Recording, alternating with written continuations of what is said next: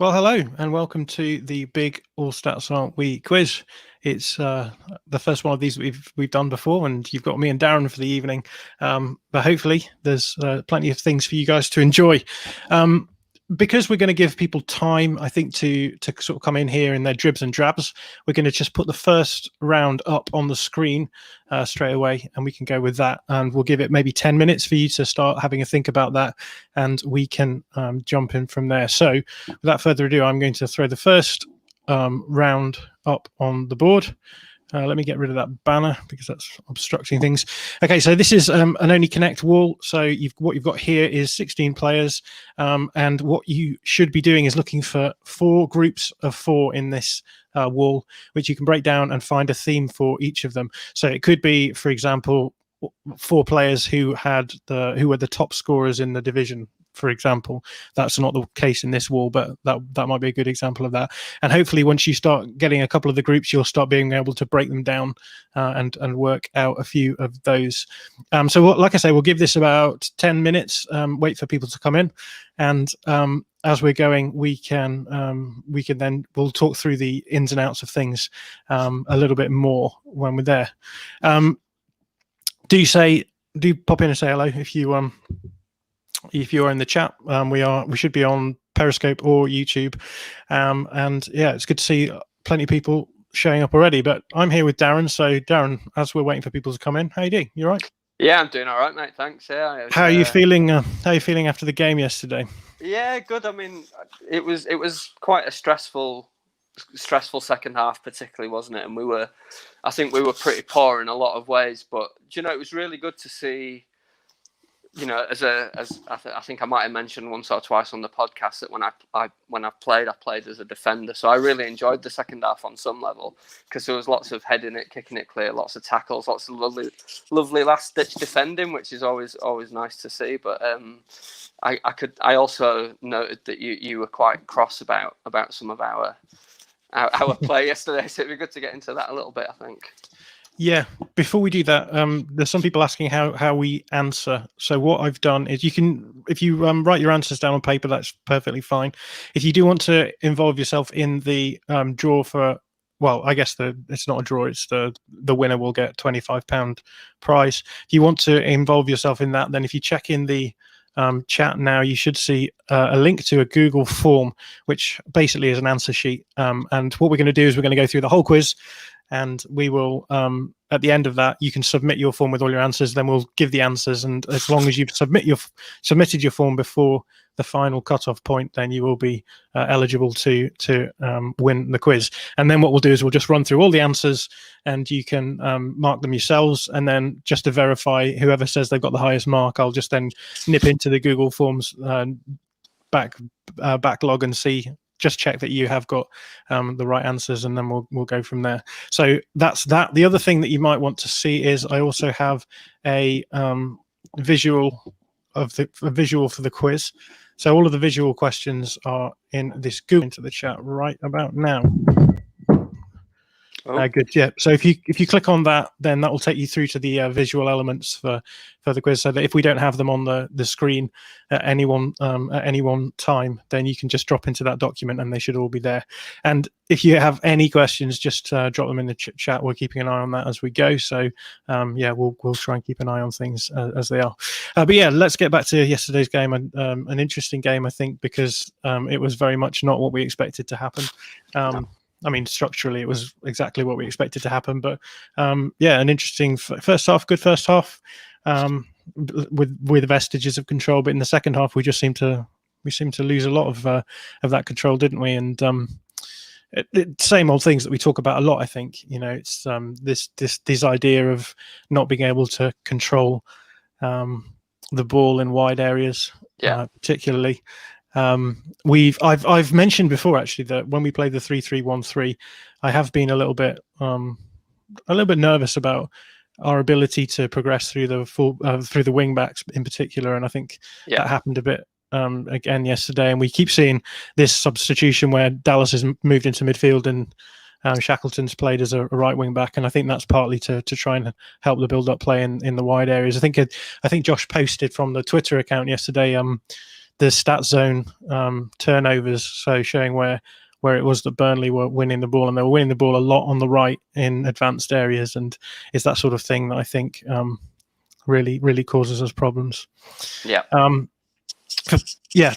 For people joining, the round that's currently up is just something that you can keep an eye on, keep thinking about through the whole of the quiz so far. We'll go through the proper rules and what you should be doing in a few minutes, just to give people a chance of joining for people who are a little bit late. But basically, what you're looking for is 4 groups of 4 players, all of whom belong to a theme. So, as I mentioned before, it could be that all 4 players had been top scorers in one season for Leeds in the league. And the idea of this is that if you can start slowly corralling each of the groups together, then you should be able to start finding links as well between as the player pool narrows down. You should be able to pick up some ideas of where to go with some of the other players. So what did you make of the second half, Darren, in particular? Yeah, it was difficult for us to keep hold of the ball, wasn't it? And I thought Burnley sort of pressed us really well and really kept us penned in, and as a result of that, I think we really played into their hands in a lot of ways, because we didn't move the ball cleverly. I thought the pitch was pretty appalling.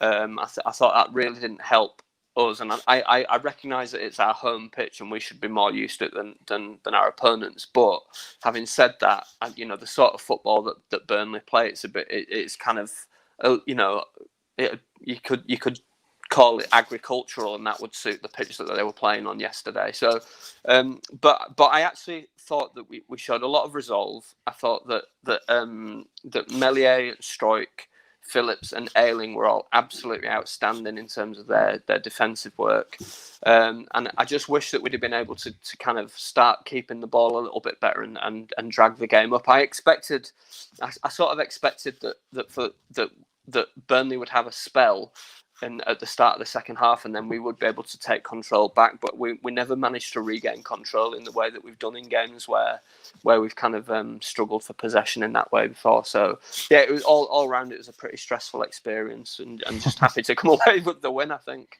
Yeah, no, of course.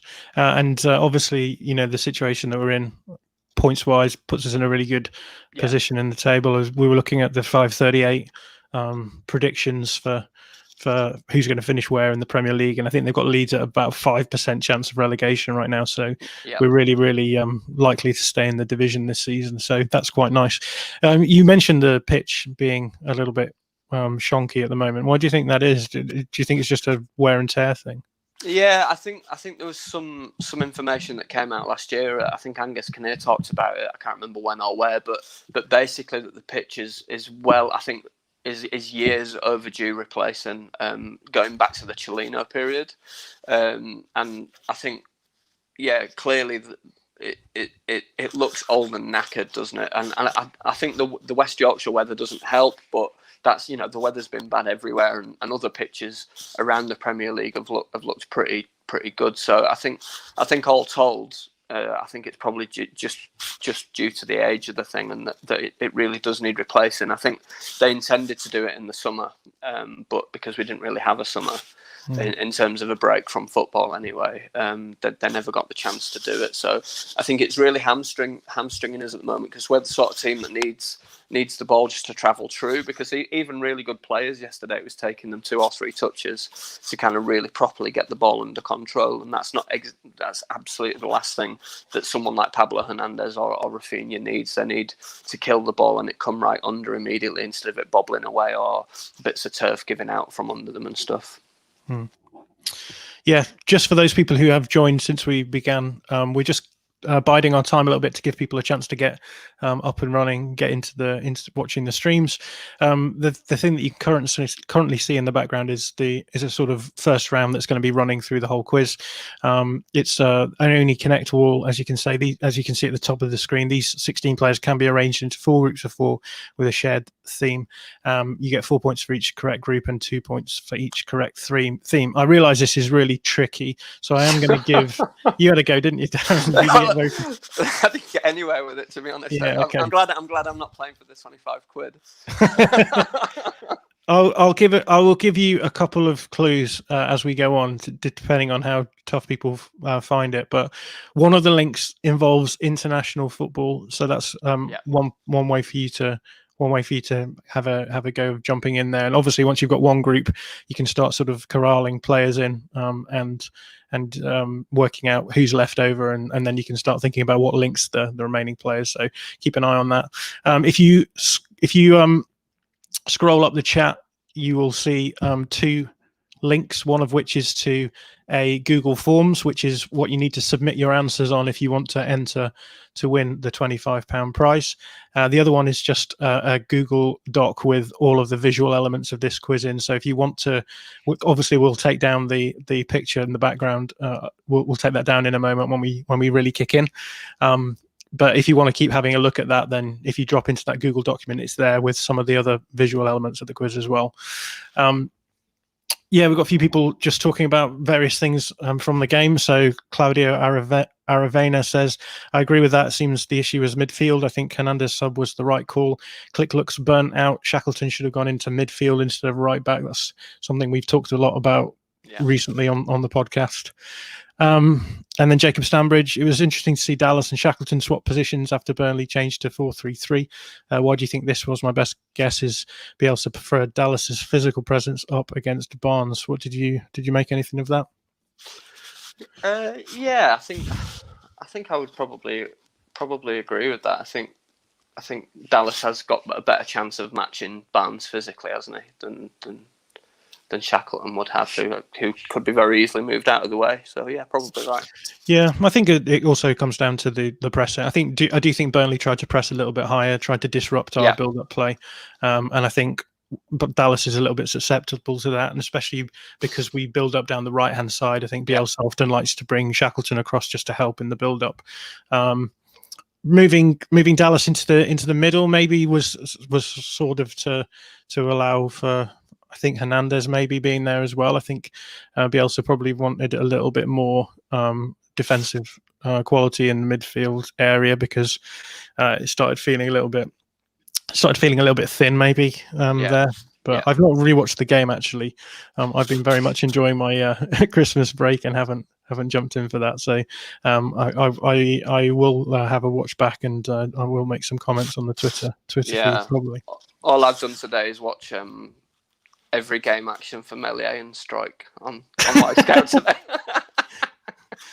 That's why. What was that about? Was there any reason why you did that? Just because I'd noticed a few people quite heavily criticising Melier for his performance, and I wanted to just have a look and make sure that I wasn't just saying that he was good because he's a player that I love. I just wanted to make sure that I was actually talking, from a basis of information, and I thought he was really good. And with Stroke, it's just because, again, I'd sort of said yesterday before kickoff that I was really happy to see him in there, and that if anything, I would prefer to see him there to Llorente, and I just wanted to just again have a look at all his in-game actions, and I thought he was really good.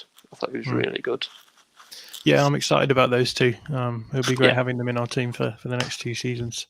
Yeah, 2 seasons. Right, let's get going with the quiz then. So I've just taken the wall down, but as I say, if you want to see that graphic, then you can go into the Google Doc, which is in the chat. Let me know if you can't see that, and I'll put the link in again.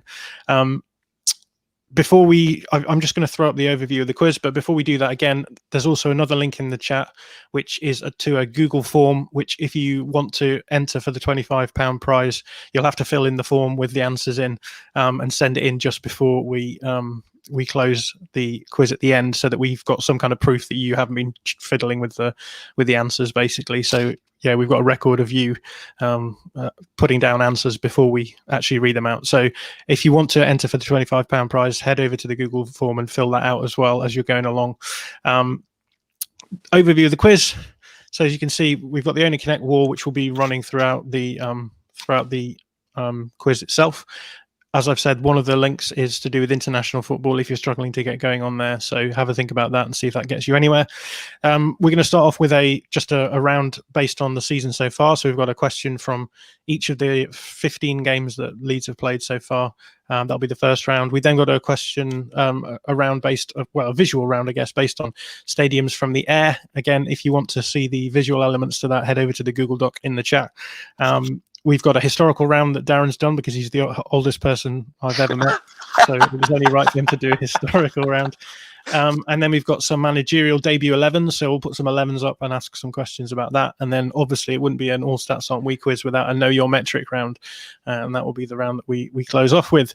So let's begin with the season so far round. So there's 15 questions in here. Leeds have played 15 games.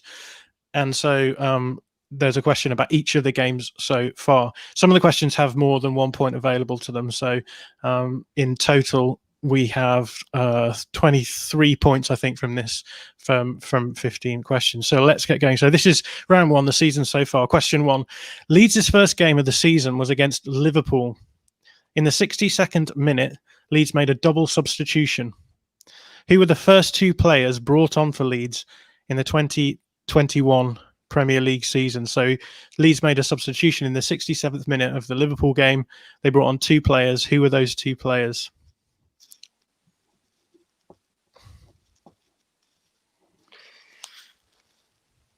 Should we alternate on the questions, John? Yeah, why not? That's all a right. good idea. Yeah, okay. Question 2 about the Fulham game. Who won and gave away a penalty in the Fulham game? Who won and gave away a penalty in the Fulham game?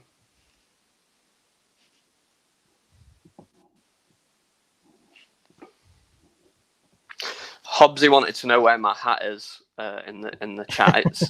It's in the kitchen. We've got the log burner on in here today, so I don't need my hat. Quite warm.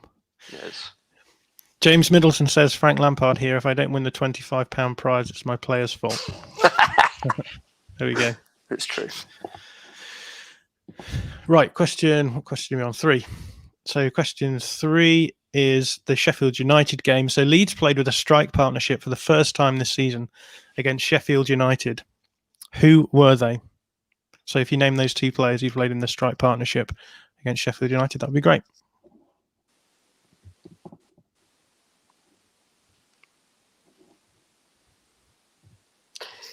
And question 4 from the Man City game. Leeds played Man City when Guardiola's team were going through something of an injury crisis. Who did City end up playing up front as a lone striker? So who did City end up playing up front as a lone striker in our game against Man City?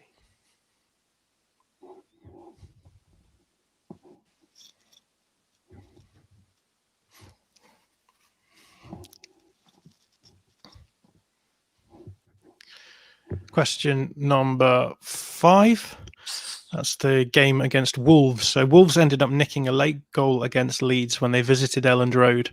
Raul Jimenez scored it, but in what minute did he score? So Wolves ended up nicking a late goal against Leeds when they visited Elland Road. Raul Jimenez scored it, but in what minute did he score?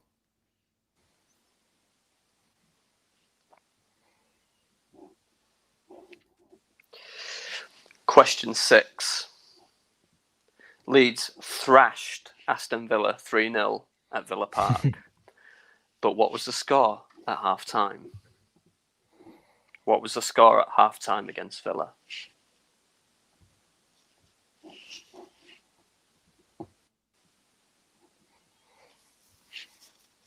Is anyone in the quiz playing with a group of friends? Is anyone having a battle against each other?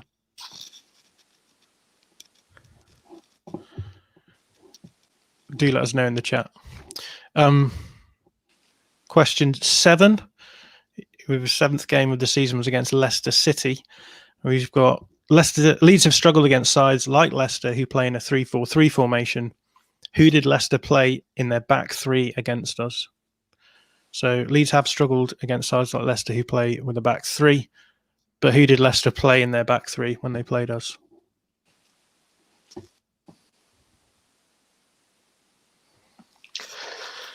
Question 8. To no one's surprise, the Crystal Palace game was marred by VAR controversy. Pat Bamford being judged to be offside because of his arm.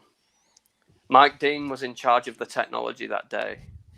But who was the referee?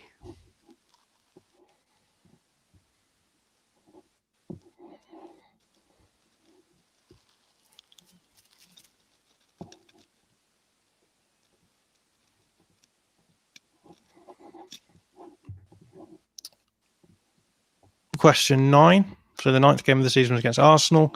When Leeds played Arsenal, the game hinged on a Pepe red card in the second half. 3 Leeds players were also the recipients of cards that day. Can you name those 3 players? So in the Arsenal game, 3 Leeds players got yellow cards. Could you name those 3 players?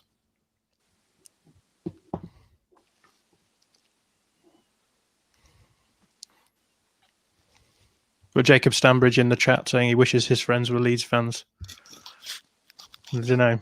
Some of my friends are Leeds fans and they're awful.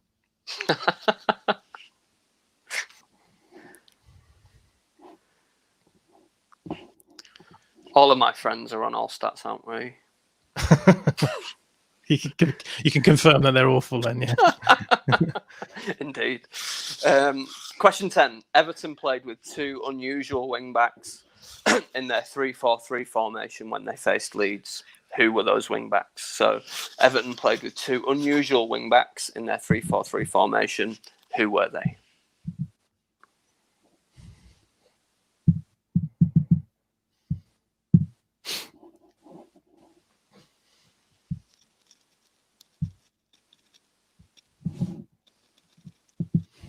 Question 11. Question 11th game of the season was against Chelsea. Diego Llorente made his debut replacing Robin Koch early on in the Chelsea game. It wasn't quite a full debut though. How many minutes did he end up playing? So in the Chelsea game, Robin Koch came off early. Diego Llorente came on. How many minutes did he end up playing in that game? I'm just surprised that I managed to restrain myself from doing that weird bird noise that the Chelsea fans were doing. Well, we're very thankful for that. That was a strange one, wasn't it? It was and he's never recovered from it. No, he went off with injured pride at the end of the match, and he's never come back. It's tweaked, yeah. He's tweaked his pride, and he'll be out for a few weeks. Definitely. Question 12. West Ham scored from a corner and a free kick against Leeds. But how many corners and free kicks did they have in total versus Leeds? So West Ham scored from a corner and a free kick against Leeds, but how many corners and how many free kicks did they have in total versus Leeds?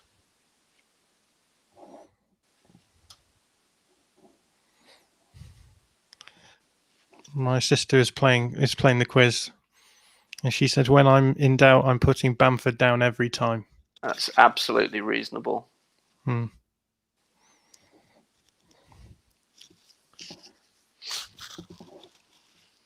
Hobbsy didn't write the quiz, though, did he? He did not, no.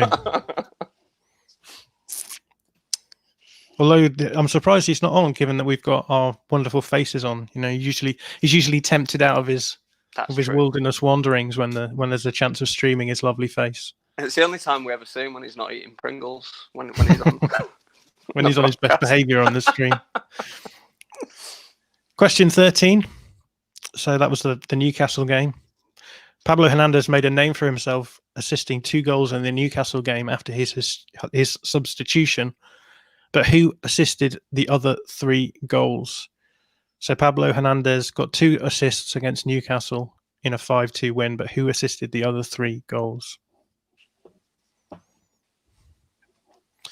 you reckon we have a chance of maybe becoming a quiz show host duo?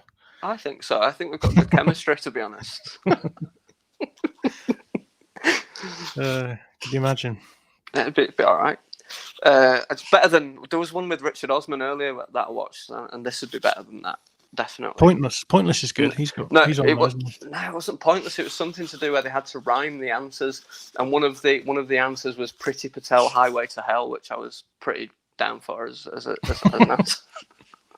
So Anyway, question 14. Stuart Dallas finally scored from outside the box against Manchester United. And no, we're not counting the Leicester goal, by the way, as a goal from outside the box. Stuart Dallas finally scored from outside the box. An intentional goal. An intentional goal against Manchester United, but who passed him the ball? So he finally scored from outside the box against Man United. Who passed him the ball?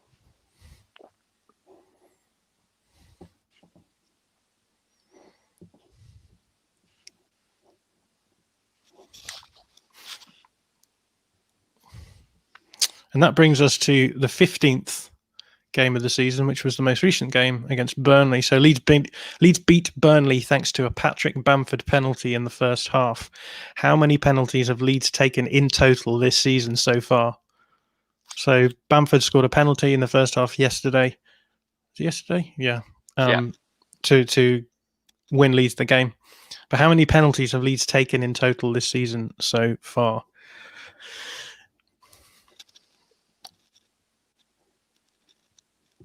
Mighty White's podcast says that Richard Osmond quiz is called the House of Games or something similar. Oh, okay.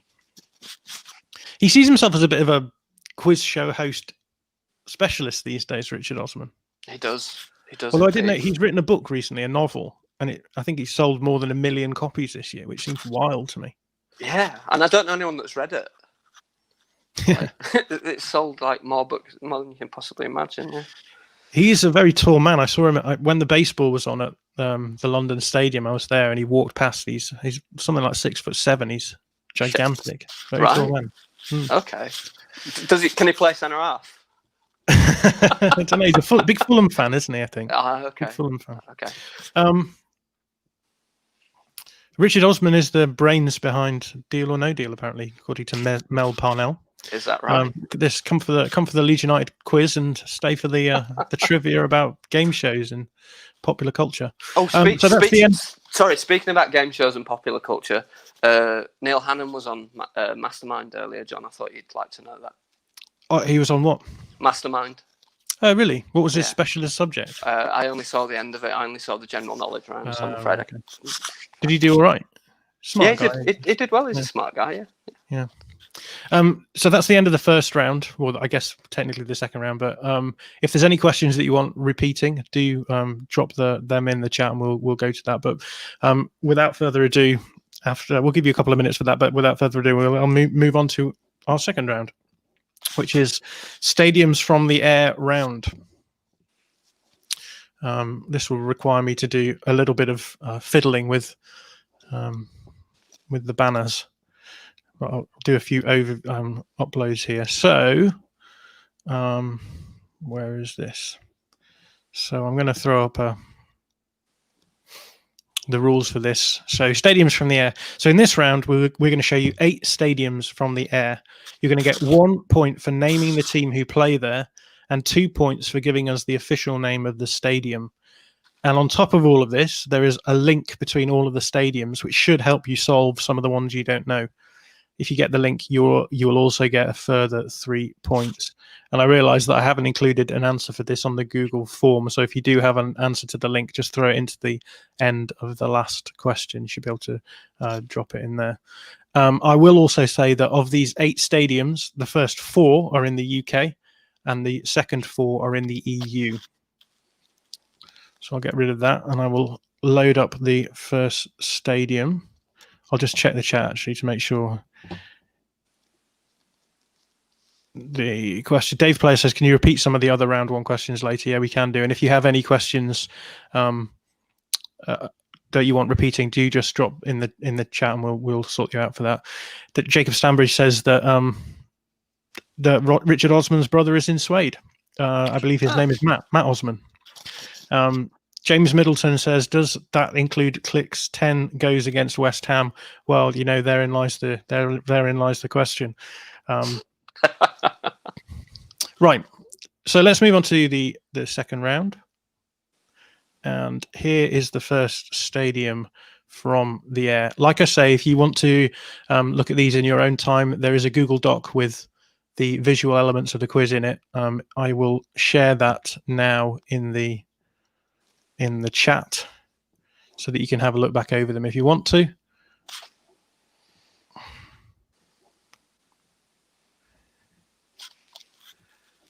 So Dave Player says, could you want questions 4 and 10 specifically from the first round? So question 4 from the season so far round was: Leeds played Manchester City when Guardiola's team were going through something of an injury crisis. Who did City end up playing up front as a lone striker? And question 7 and 8 we've also had requests for. So 7 is: Leeds have struggled against sides like Leicester, who play in a 3-4-3 formation, but who did Leicester play in their back 3 against us? Question 8 is: the Crystal Palace game was marred by VAR controversy, Pat Bamford being judged to be offside because of his arm. Mike Dean was in charge of the technology that day, but who was the referee? And question 10, I think it was, for Dave Player, is: Everton played with 2 unusual wing-backs in their 3-4-3 formation when they faced Leeds. Who were they? And I'll throw up the next stadium. Oh, I'm going to get rid of the banner because that's obstructing your view a bit, so I'll get rid of that. As I said before, there is a link between all of these stadiums, so if you can find that link, I think it will help you to see if I can go straight to this one. There you go. So here's the second one. This is Stadium 2. I've blacked out the names on the roof because that was too much of a giveaway. But I think you should get this one. This is a nice easy one to go with. Do you recognise this one, Darren? Yeah, this is the Don't say. No, I'm not going to say. But what I was going to say is that this is the only ground that I've paid to watch another team at that's nothing to do with Leeds United in any capacity. Wow. Yeah. But is that a principled stance? No. It was just that I just wanted to. I was gonna. Yeah, I can't say why I wanted to, but because it'll fuck it. I don't want to do that. So that's the second stadium. This is the third stadium. This is a stadium that Leeds have in fact played at in recent memory. I actually asked a question of Marcelo Bielsa in a post-match press conference at this stadium. Did you? I did. What did you ask him? I asked him about the bucket. The bucket. You asked him about the bucket. Yeah. I was like, what's with the bucket, Marcelo? No, I asked him, you're playing a back 3. You're playing a 3-3-1-3. I've not seen that before. Is that? No, I asked him about. It was a point in time when Leeds had a lot of injuries, and I was writing a piece for the iPaper at the time about specifically the burnout theory. So I asked him a little bit more about the difference between soft tissue and longer term injuries, and whether or not there was some correlation between the injuries that Leeds were getting and the amount of exercise they were doing. So it wasn't a very inspiring question. It was funny. We were asked the other day, what questions would we ask Marcelo Bielsa if we were given the chance? And I was like, well, I was given the chance, and I asked him a really boring question. So there we go. Right, I'm just going to load the fourth stadium up. This one's very gettable, I think. You got that one right, Darren. Yeah, I think so. So this is the last of the UK stadiums, and we will then go on to 4 EU stadiums. Mighty White's podcast says, apologies, was trying to work out the wall. Team, stadium name, or both? The team and the stadium name, please, both of them. And I went on Wikipedia and made sure I'd got the correct name or names. So make sure that you do get the name right.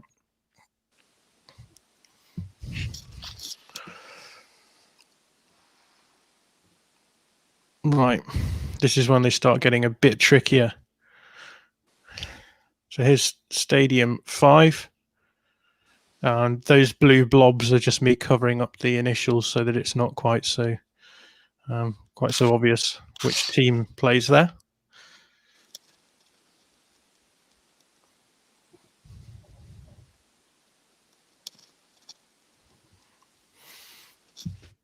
This is in a nice part of the world. It is indeed. I'm gonna. Oh, I don't want to do that. I'm trying to be smart and upload the pictures in the right order, but I uploaded the wrong one. So this is an EU stadium, and hopefully by now you might be seeing some links between the teams that play in these stadiums. Stadium number, so that's number 5. This is stadium number 6. I realise now I should probably have written what stadium number was which on the pictures, but I haven't. Here's the big clue. Here is the location. I try to include a big chunk of a certain geographical feature in this one to try and help you out.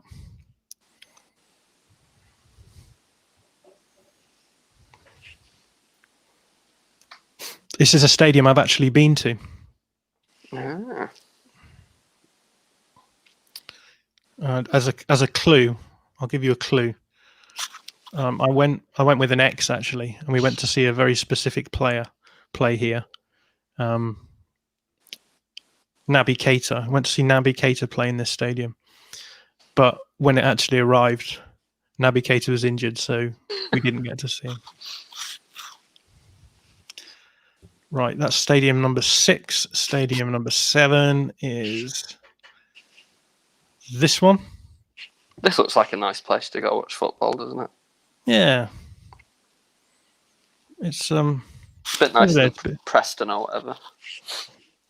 Yeah, it's obviously a modern stadium, right? With a nice round stadium, not like some of the more squarer things we've had on offer in the earlier questions. But yeah, this is also a place where you're probably going to get a bit of sun if you go and watch football. So that's Stadium 7, and here's Stadium 8. This is the hardest one. I'll be impressed if anyone gets this one. I think you're only going to get this one if you have worked out the link, and even then it's going to be a bit of a stretch, and you probably won't get the name of the stadium. But there we are. I should say, if you want to review any of these later on in the quiz, there is a Google Doc with all of the visual elements of the quiz in it. I'll just throw that into the chat right now. If you click on that Google Doc, you will see all of those pictures of the stadiums.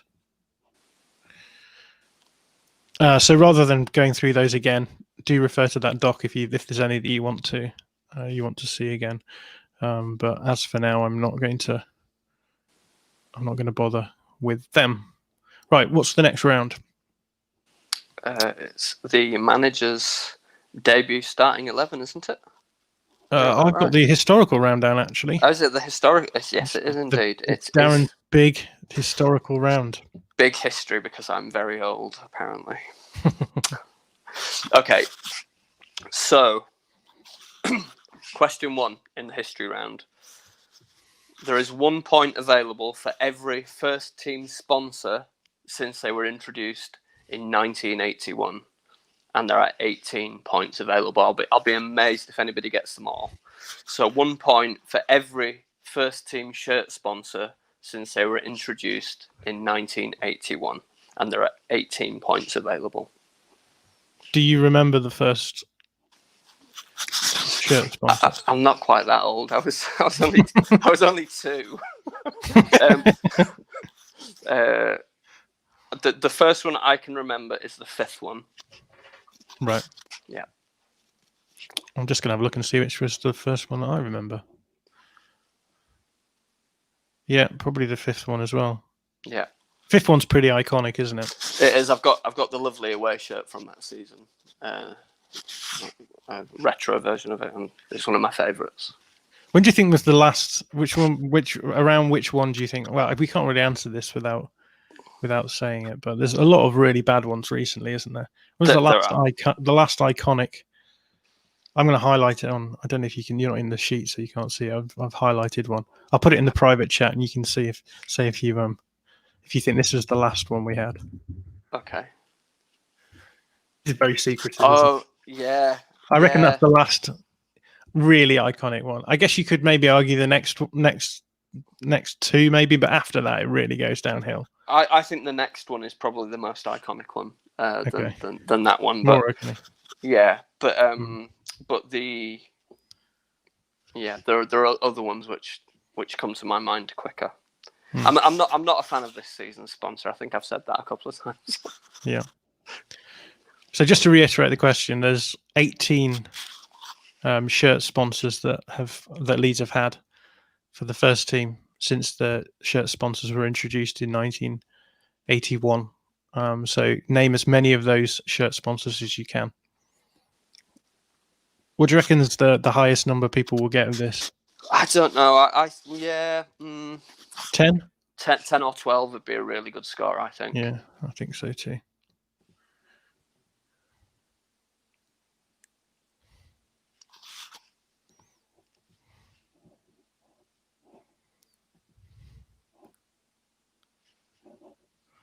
I would prefer no sponsor like this one.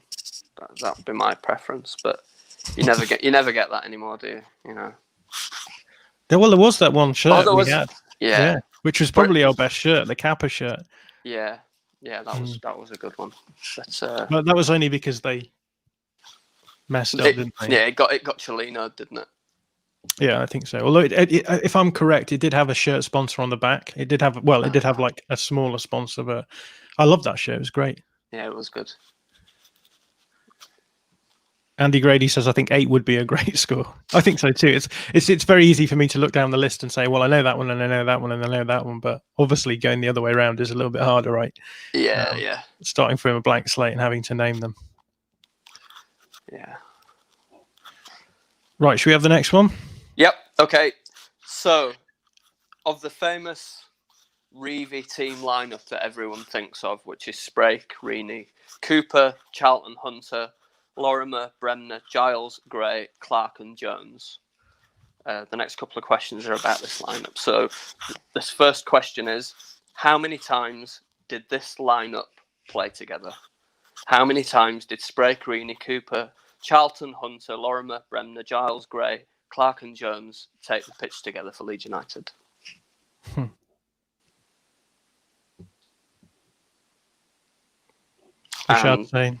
Rashad's saying that anyone with a big shirt collection will probably do well in this round. That's previous true. Round, yeah, that's true.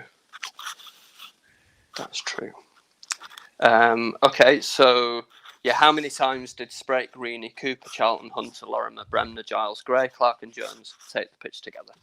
And the second question connected to the Reevy team, that lineup that I've just named, what is their collective total of goals for Leeds United? And we'll give 1 point for the closest answer. I don't think anybody's going to get it exact. Is that what all of the numbers in?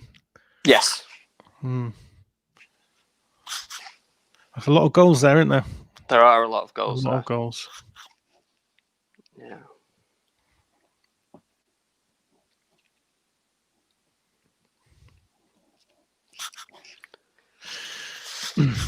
A good number of them scored by a player that you're a big fan of. Alan Clark, aren't you?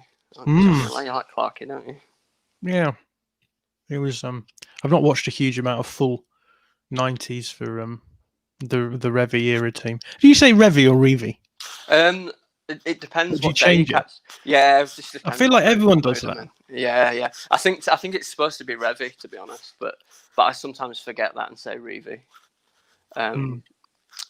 Yeah, maybe we need Duncan to come and tell us, or one of the family members to come and tell us how it's supposed to be said. But I think it's Revy. Every time I write Revy in predictive text, it auto replaces with review. It happens every time, and there must be loads of things out there that I've written that just say Don Review instead of Don Revy. Yeah, it's a bit like Bowie, isn't it? It's like do you say Bowie or do you say Bowie? And I would judge anyone that says it wrong, to be honest. Tom Woodhead is criticising your round of the quiz, but I'm going to take pride in the fact that it wasn't until your round that he questioned the quiz. That's It fine. says, so 18 possible points for one question, and then everyone in the quiz competing for a single point in the other. Great quiz design, lads. Yeah, sorry, suck it up, Tom. My dad reckons that Tom is going to win the quiz. Yeah. Based on what I don't know, but that's what my dad reckons. He also he also referred to write it. he also refers to Tom as Mardy Pops, I think. I don't know why. This is just from his watching of listening to the podcast, I think. So there you go. Excellent. That's the impression that you give Tom, a smart, grumpy man. Well, Tom's just got a new group chat nickname. And if you love the first question in this round, you're going to love the final question in this round. So, Darren, what's the final question? So the final question in this round, from when we were promoted in 1990 to when we were relegated in 2004, what were our top division finishes in all of those seasons? And there are 14 points available. So from 1990-91 to 2003-04, what were all of our top flight finishes in that period of time? And there are 14 points available, Tom, just for you. He says, I'll take Mandy Pops, but it's Mardy Pops. I'll write it in the chat for you.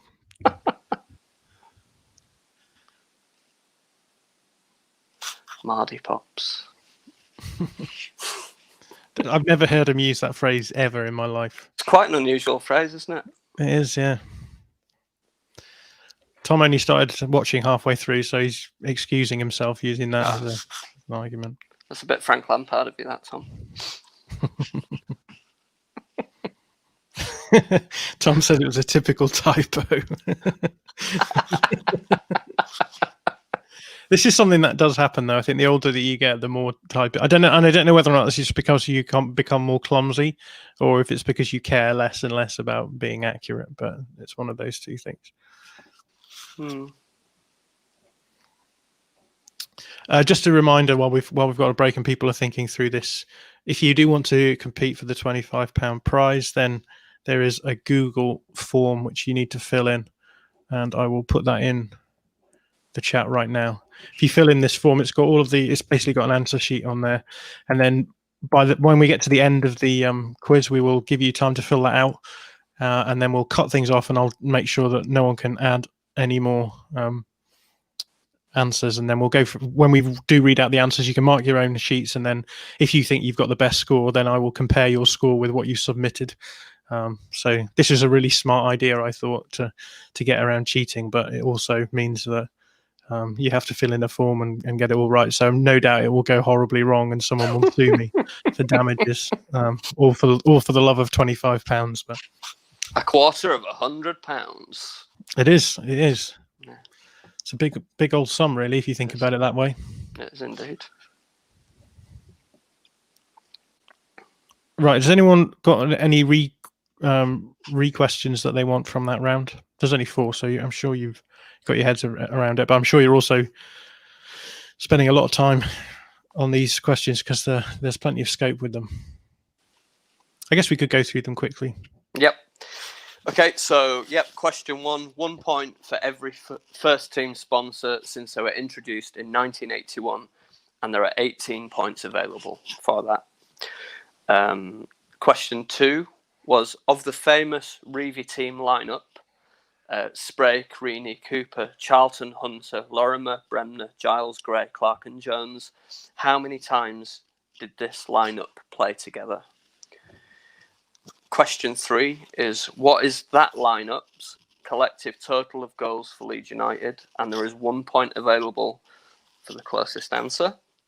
And then question 4 is, name every top flight finish from promotion in 1990 to relegation in 2004. And there are 14 points available for that. Nice one.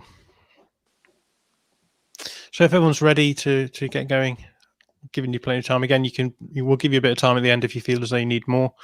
But the next round is managerial debut 11s. So let me throw. I think I've got this up somewhere. I'll add this. Here we go.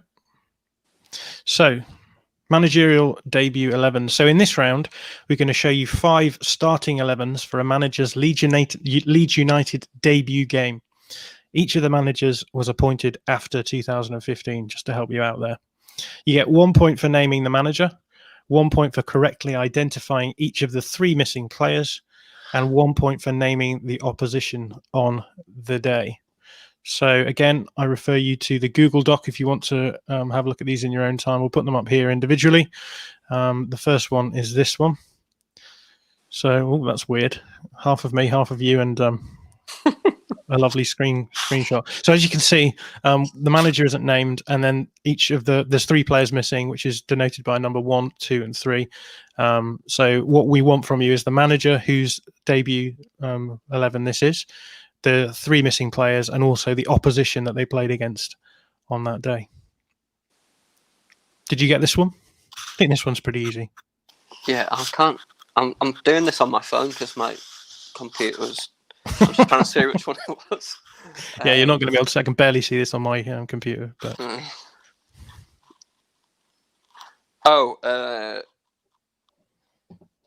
yes, I did get that one. Yeah.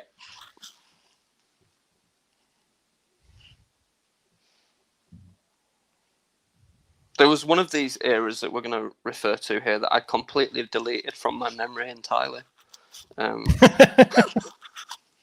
That's always the way. Yeah. This was an interesting era, I think. It certainly was. Right. Here's the second 11.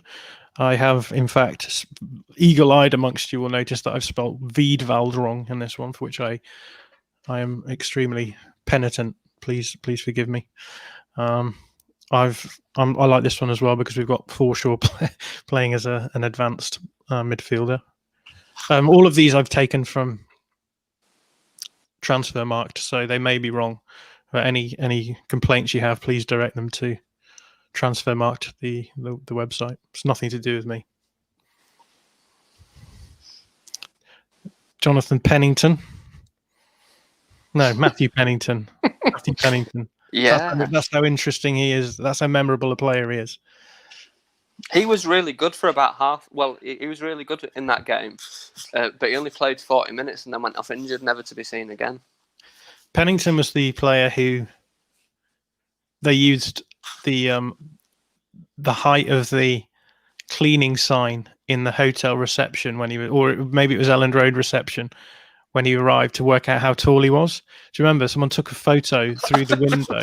Someone took a photo through a window. Yes, okay. Yeah, and someone worked out how tall he was on the basis of the size of the tiles and the height of the. It was incredible, and they worked out it was probably him based on his height. Wow! So there we go. That was one of my favourite Leeds United memories. Right, let's do the next one. This is 11, number 3, the third 11, and this is it. Good old 4-4-2. Now this is a period of our history that most of us will want to forget. Yeah. I should also say, actually, Dallas and Cook potentially were the other way around. I did fact check this before, but there's some reason I've got them this way around rather than the other way around. So do bear with that.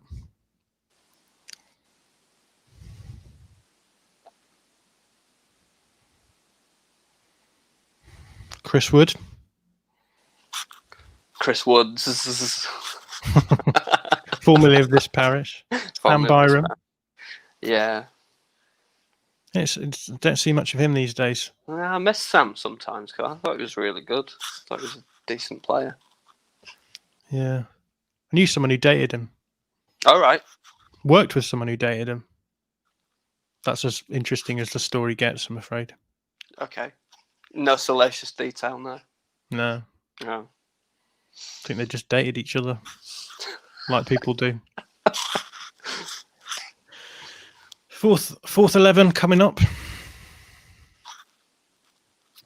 Just a reminder that what we're looking for is the name of the manager, the opposition they faced that day, and the 3 missing players.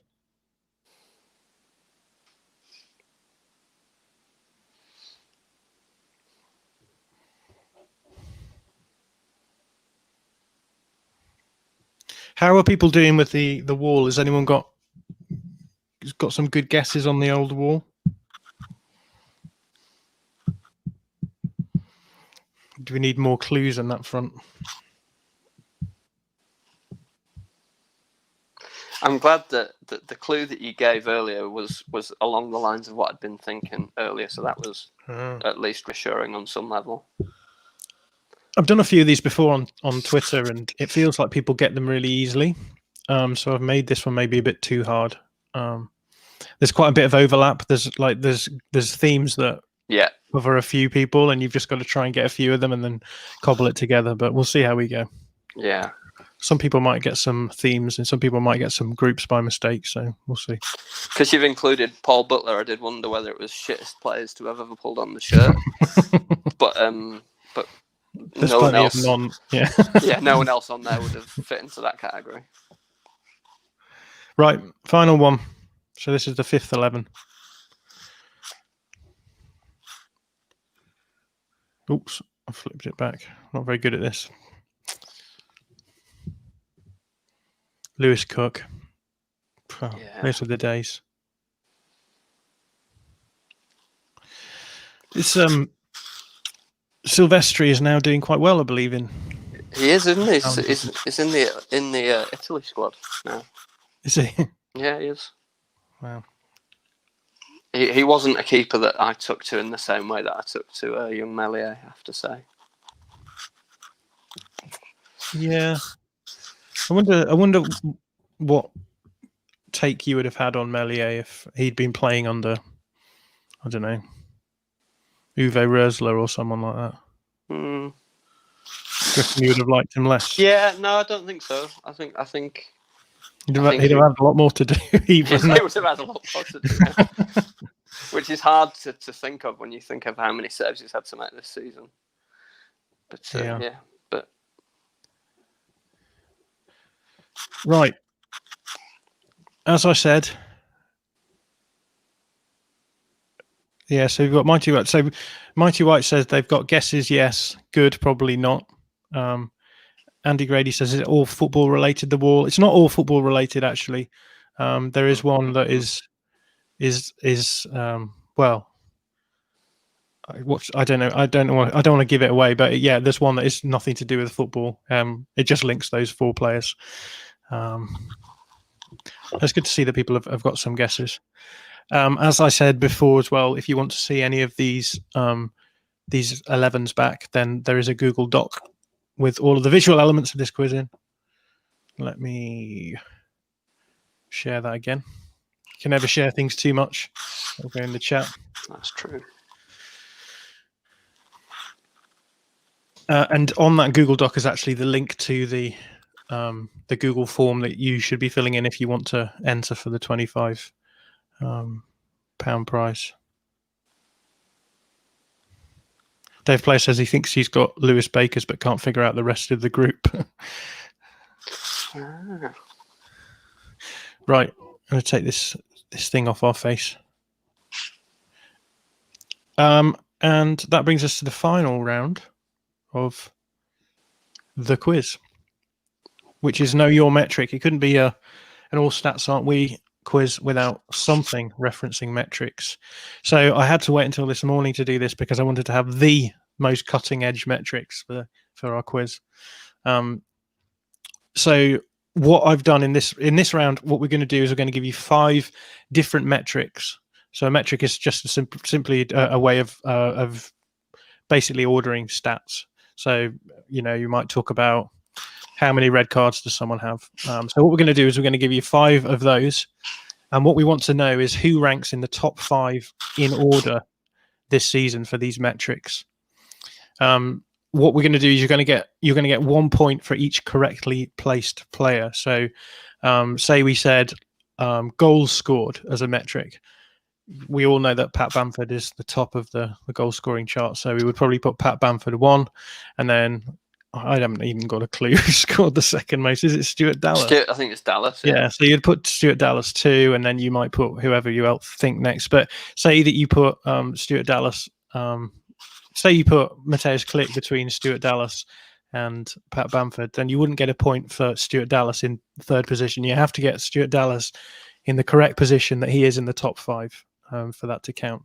So let's just pop this down.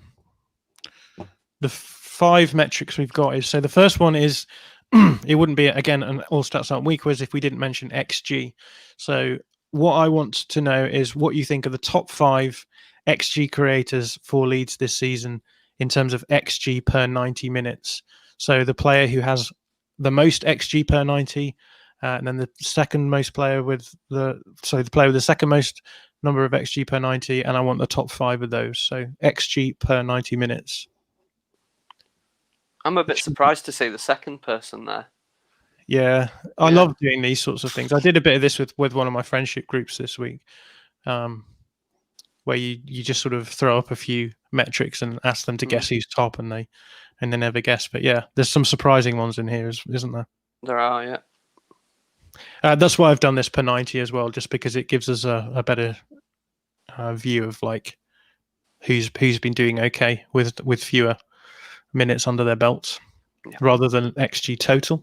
Although I don't think it's that different if you organise this list by XG total. So let me have giving away far too many clues. Where are we?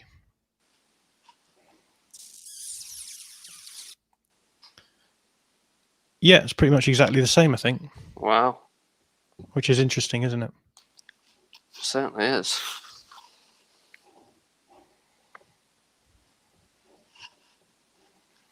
Okay, so that's the first one. The second metric is pass completion rate. So what I want to know is the top 5 players per pass completion rate this season in order. I have removed 2 players from the list because they don't really have enough minutes. One of them is Jamie Shackleton, who only has 2.790s under his belt, so the equivalent of 2.7 games. And Leif Davis I've removed from this list as well because he has only 0.490s under his belt.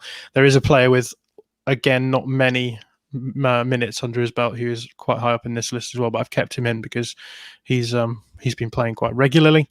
So I want the top 5 players in pass completion rate in order. I just want justice for Leif Davis myself, to be honest. He has really been mistreated, hasn't he?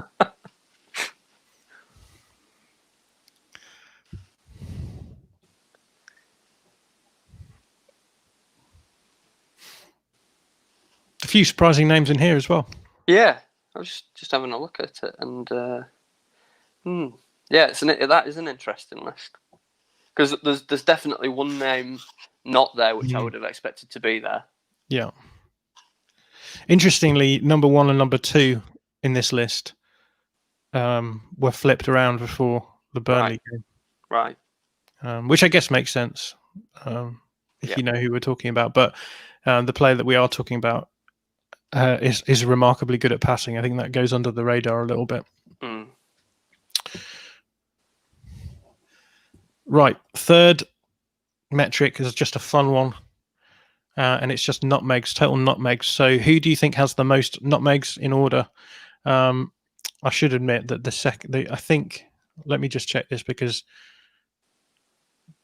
second to 5th all have the same number. So what I'll say is that you've got to get number 1 right, and then anyone who's correct from second to 5th, you'll get the points for. It's just a case of naming them. I did this with my friends and they were nowhere near any of it. It was quite interesting. Let me just check this again because I want to see if there's any more who are also on 2, in which case I'll include those in it. We'll struggle to find this one. Here we go. Mm.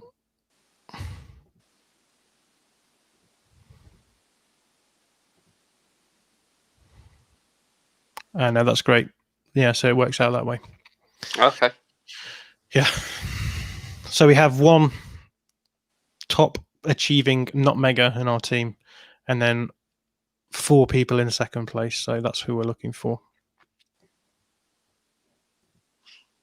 There's definitely one name on there that surprised me a bit. I'll be surprised if people. Well, I'm not going to give this away, but we'll see. We'll see how it goes.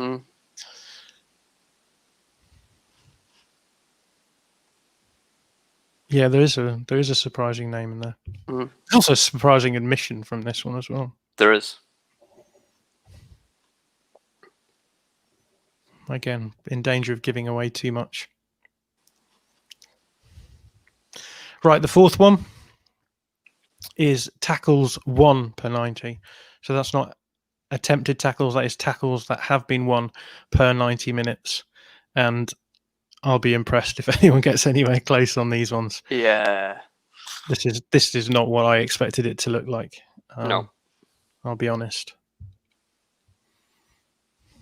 If anyone has any questions about any of these metrics, do drop them in the chat.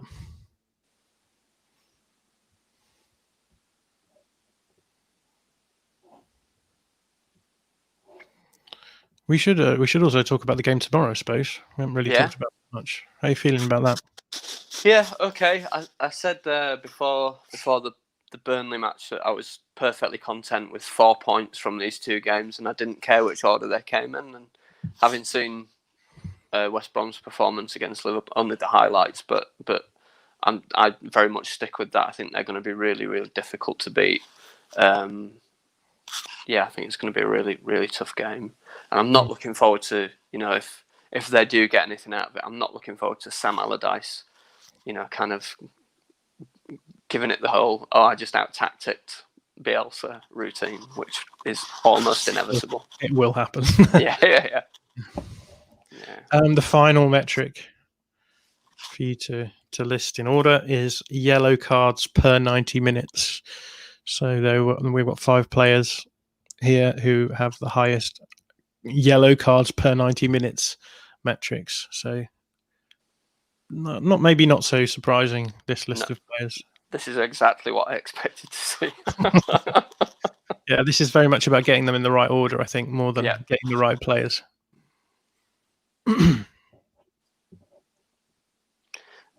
So Bridgie wants to know what the first metric was. The first metric was XG per 90 minutes. So that's XG created. Well, 1. So which player has the most XG per 90 minutes? So I guess it's basically saying which player has the greatest aggregate of chance quality. Who's getting the best chances in games, essentially, or the most chances in games. Did you see Allardyce's reaction to the question about Sam Johnston's save at the end of the Liverpool game? No, I didn't. It was really bizarre. So the interviewer asked him, just basically said, Sam Johnson made a world-class save at the end. How grateful are you to him, effectively? And Allardyce turned it round to, well, it's because of me that he only had 1 world-class save to make. And if he'd have had 3 or 4 to make, we would have probably lost by 3 goals or some such nonsense. It was absolutely crazy. Yeah. I don't know. Part of me kind of is a bit worried about the game tomorrow, but part of me also thinks, they've been good against top 6 sides. It's everyone outside of the top 6 they're not very good against. So I'm just sort of hoping they're a little bit more open and we can fashion some chances through that. Yeah. Weirdly, I think Liverpool play quite well against low blocks. They probably should have maybe created better chances in the first half, but they didn't look under any danger whatsoever in the first half. It wasn't until West Brom came out in the second half and sort of attacked them a little bit more that they looked a little bit more ropey. So we'll see how it goes. I think probably will be the other way around. I think we'd probably thrive better in an open situation than trying to break down the low block. Yeah. I think Liverpool created a lot of really good situations, didn't they? But not that many not that many good chances. Yeah.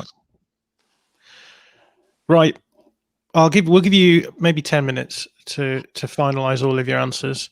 If you want to enter in the for the £25 prize, then I'm just sharing a Google form with you in the chat.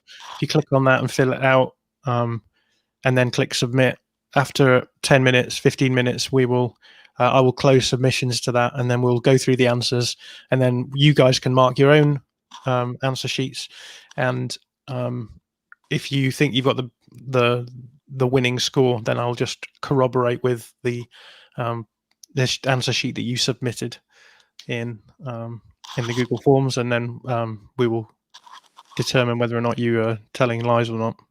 Sorry to be this way. I do trust all of our listeners implicitly, but I do think it would be nice to be above scrutiny for this. Wiggy says Sam Allardyce was playing 4-6-4, 4-6-0 in some points of the game, which or 6-4-0. It was 6-4-0. Yeah. I don't think that will happen so much against Leeds, but I mean, who knows? Yeah. But to be honest with you, I feel as though we're well ahead of schedule. I mean, we're currently on track to. Well, I mean, we've got 4 games until the halfway point of the season. Yeah. We're on 15 games. 19 games is halfway. So we're all currently on track to get. If we didn't get any points from the next 4 games, we would get 40 points, which is probably enough anyway.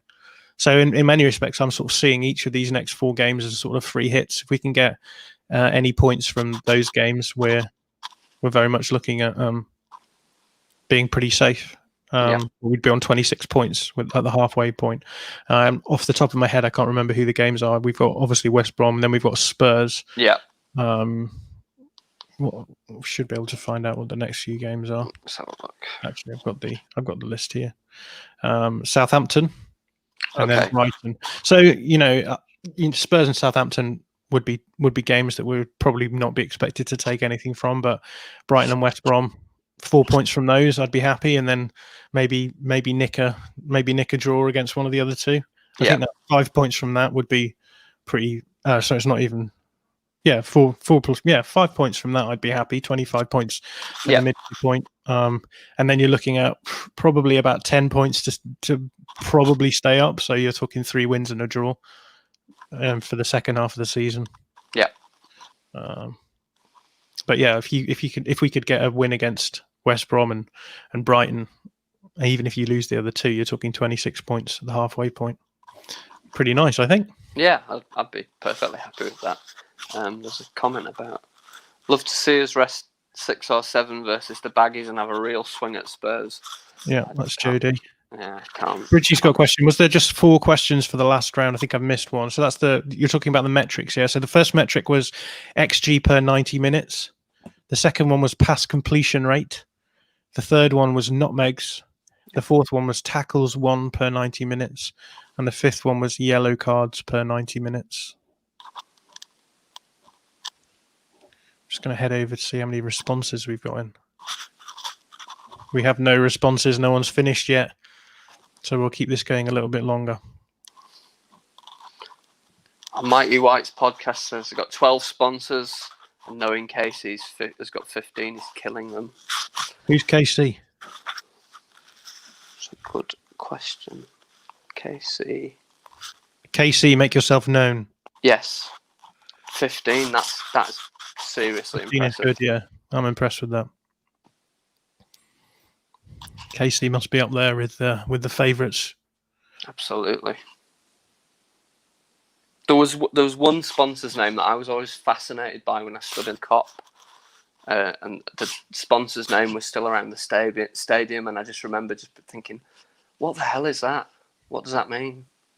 I was only 9 though, It's fine, you can think. Casey is Christian Lawley. Ah, yes. Unless everyone starts doing an I am Spartacus and claiming to be Casey. 15. Fair play. It's been great to have the Mighty Whites guys along. You should keep an eye on what they're putting out. Good guys. We've got the first few submissions coming in.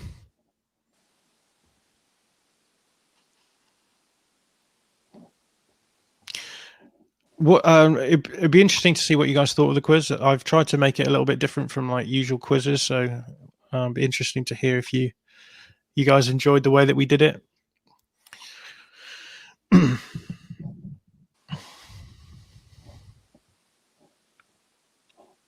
So let's go back to what we were talking about before anyway, with the next 4 games to the halfway point.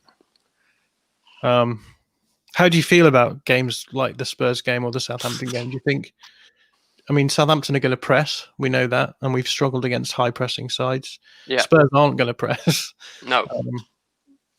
But they're also going to counter attack, which is also not great for us. So which one of those 2 games? Well, how do you feel about those 2 games in particular? Spurs terrify me, I have to say. I'm really, really worried about that one, because I just think they've got players which are almost kind of custom tooled to hurt us. And I think Southampton, that one could go either way, because there have been games when we've played against a high press when we've looked really good. And I think that there's every chance that could happen against them, and that one really, I think, could go either way. But yeah, I think in terms of like the Spurs game, I'm already quite stressed about it.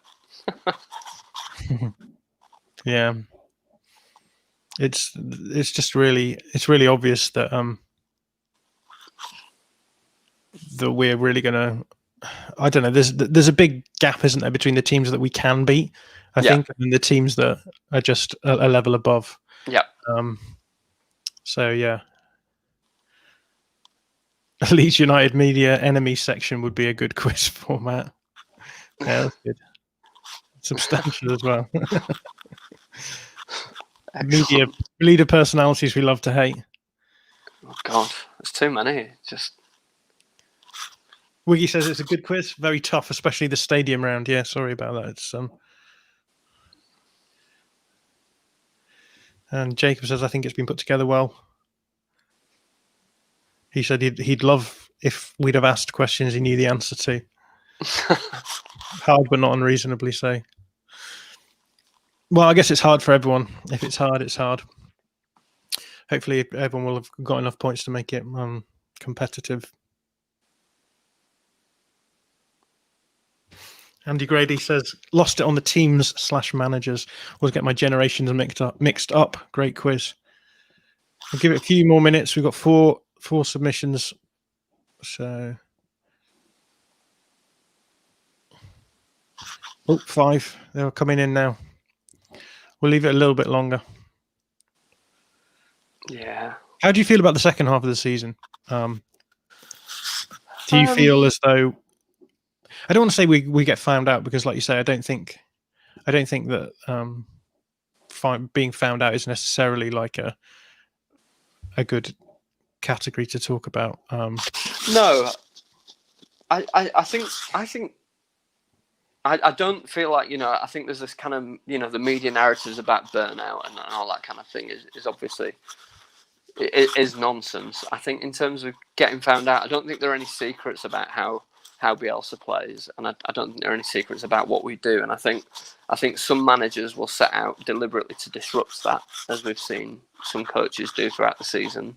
And I think some will feel that they can just play according to their own plan, as we've seen in the season. And I think it'll go much the same way as the first half of the season, although I don't think we'll see as many 4 goals going in against us. I think a lot of the games will be a bit tighter in the second half, because I think we'll improve defensively and in terms of the way that we press and the way that we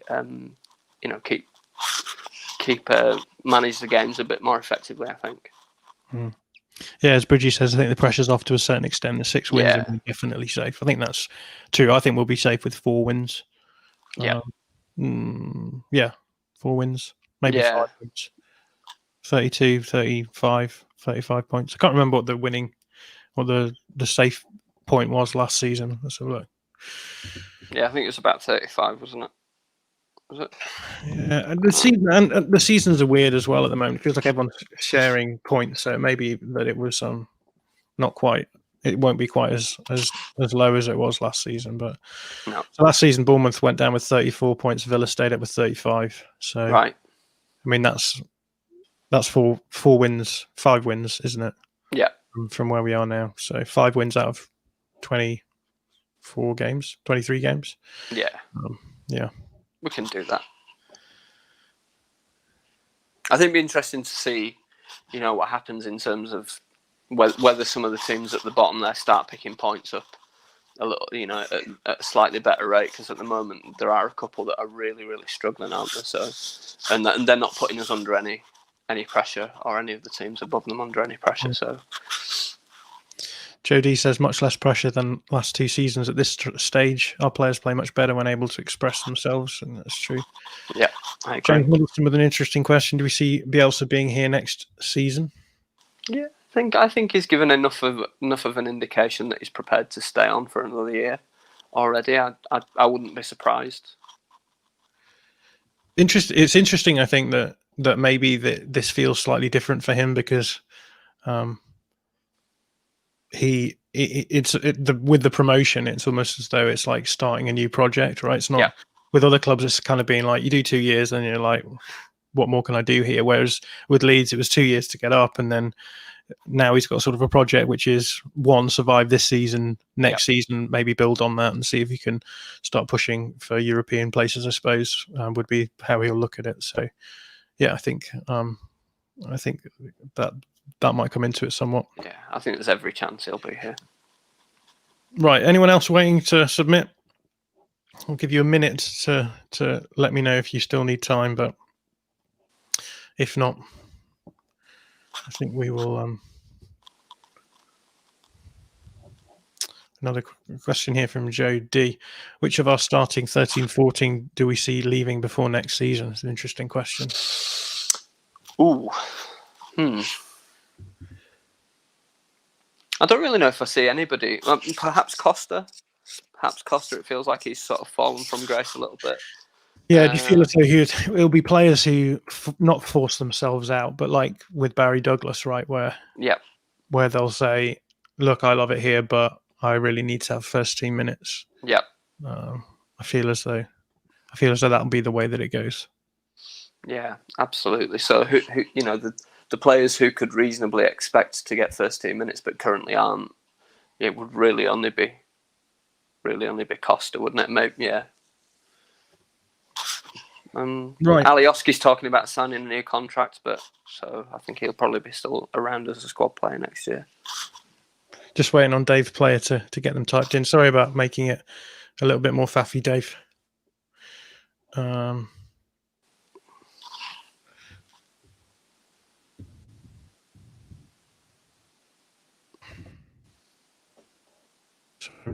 Sorry, a few things.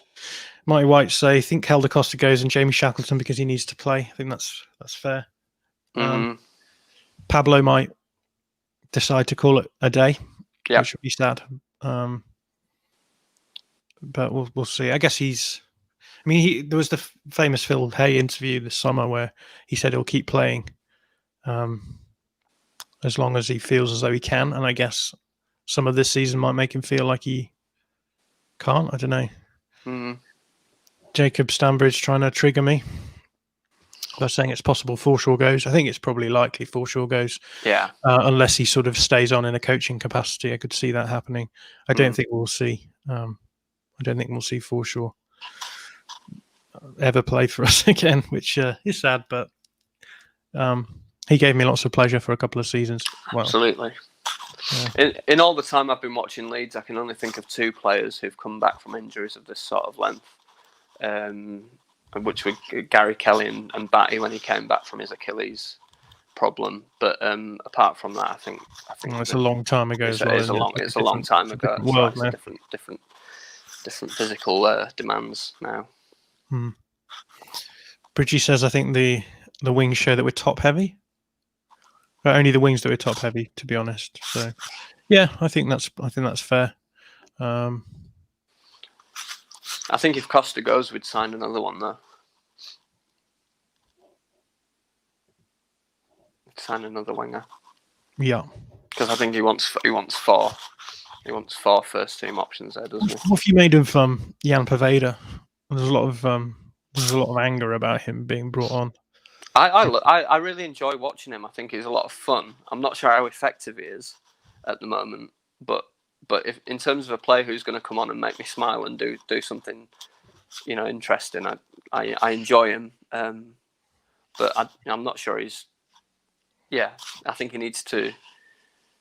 I mean, it's difficult, isn't it, when you're only getting relatively few minutes to contribute meaningfully in that sort of situation. But I really enjoy him. Yeah, Christian says, I'd love to see players like Shackleton and Davis get some game time to see them get more experience. It's one of Bielsa's few shortcomings for me that young players are only used when necessary. I think Leif Davis is particularly odd that we only seem able to play him as a centre-back when we have a shortage of left-backs, which I think is his best position. I know this is something that we get laughed at a little bit for because we bang on about it. But what do you make of the whole Leif Davis conundrum? Yeah, I think obviously for whatever reason he's not doing enough to demonstrate to Bielsa that he deserves a first team slot at left back, or perhaps it's more to do with Bielsa's insistence on getting Dallas and Alioski into the lineup whenever possible. But I agree with you. I think if Davis is going to make any mark as a first team player at all, it needs to be at left back because he's kind of got mobility. He's quite composed on the ball. He's quick, but I think in terms of like some of his decision making about when to tackle and when to hold and when to jockey, I think he can be a bit rash, and I think that's probably the last thing you want from a centre back. Dave, you nearly done?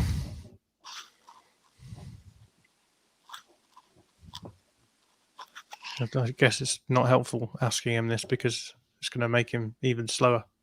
Maybe we should put like the countdown clock on or something. Do we have a countdown clock?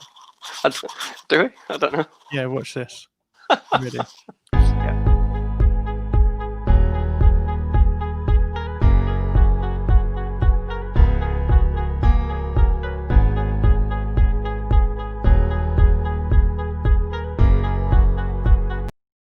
That's awful, isn't it? Yeah, it's pretty bad. Dave says, "Go on without me." But Dave, I'm happy to trust you on this one.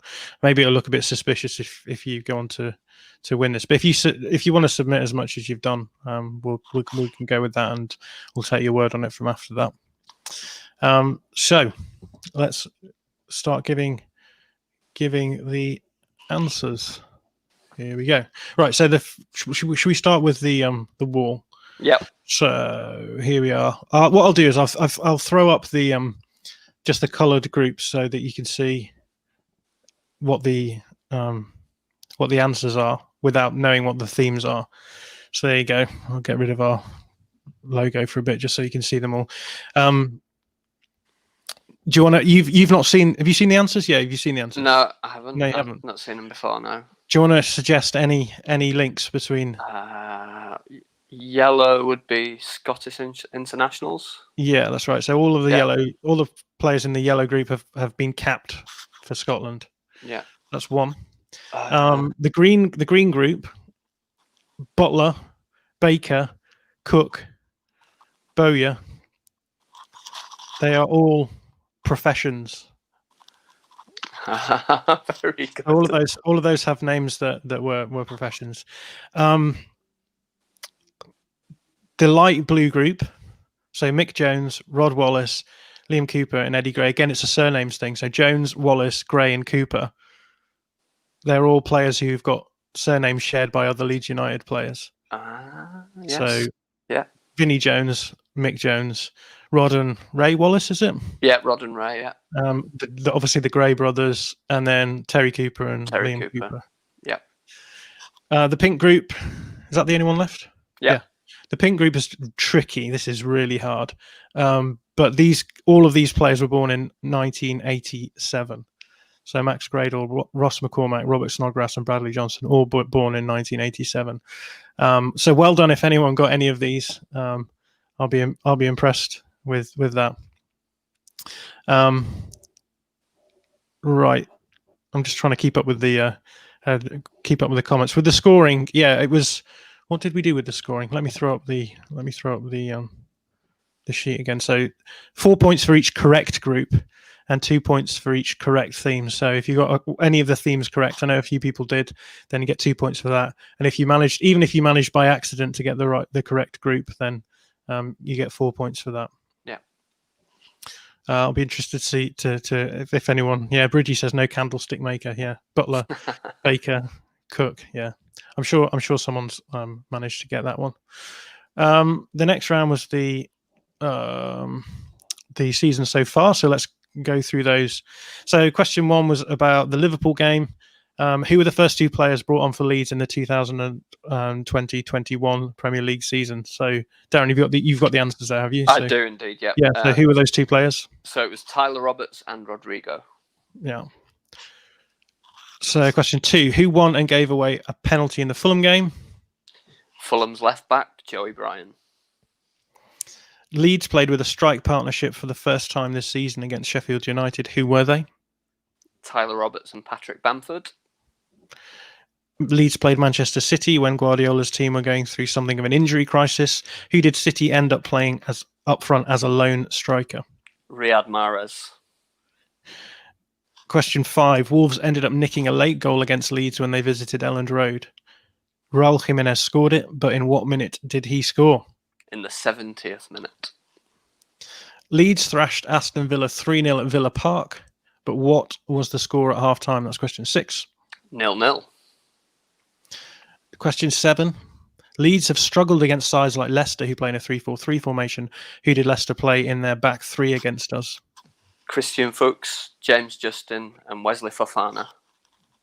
Question 8: the Crystal Palace game was marred by VAR controversy, Pat Bamford being judged to be offside because of his arm. Mike Dean was in charge of the technology that day, but who was the referee?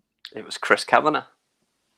Question 9: when Leeds played Arsenal, the game hinged on a Pepe red card. In the second half, 3 Leeds players were also the recipients of cards that day, and name them. Liam Cooper, Stuart Dallas and Calvin Phillips. Question 10: Everton played with 2 unusual wing-backs in their 3-4-3 formation when they faced Leeds. Who were they? Alex Iwobi and Tom Davies.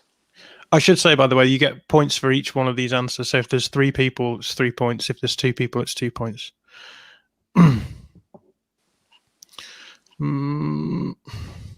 Question 11: Diego Llorente made his debut replacing Robin Koch early on in the Chelsea game. It wasn't a full debut. How many minutes did he end up playing? 82. West Ham scored from a corner and a free kick against Leeds, but how many corners and free kicks did they have in total versus Leeds?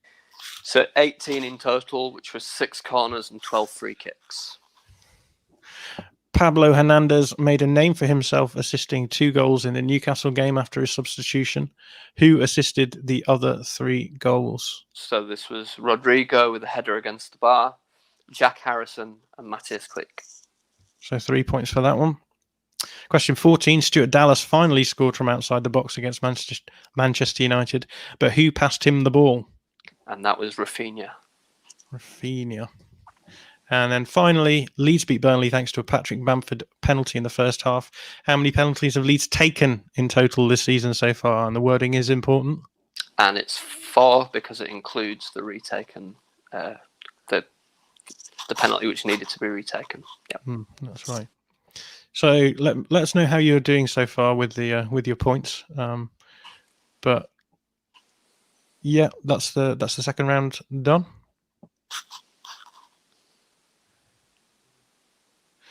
Andrew Booth is correct. The BBC didn't list Rodrigo as an assist in the Newcastle game, which is technically true. I think because it came off the bar. But for the purposes of this quiz, we'll call that an assist. Let's do the stadium round next. But I would say we are going to do in the history round. We're going to do the closest to the number of goals scored by the Revy. That Revy era 11. So if you want to throw your suggestions in there for that now, it will give us time to get to them when we actually come to do that round. So I think I've got the answers for this stadiums round now as pictures, so we can go through that, make it a little bit more obvious for us. So here is the first answer for that one. Stadium answer 1. So this was the stadium, and it is Molineux, which is the Wolverhampton Wanderers Stadium.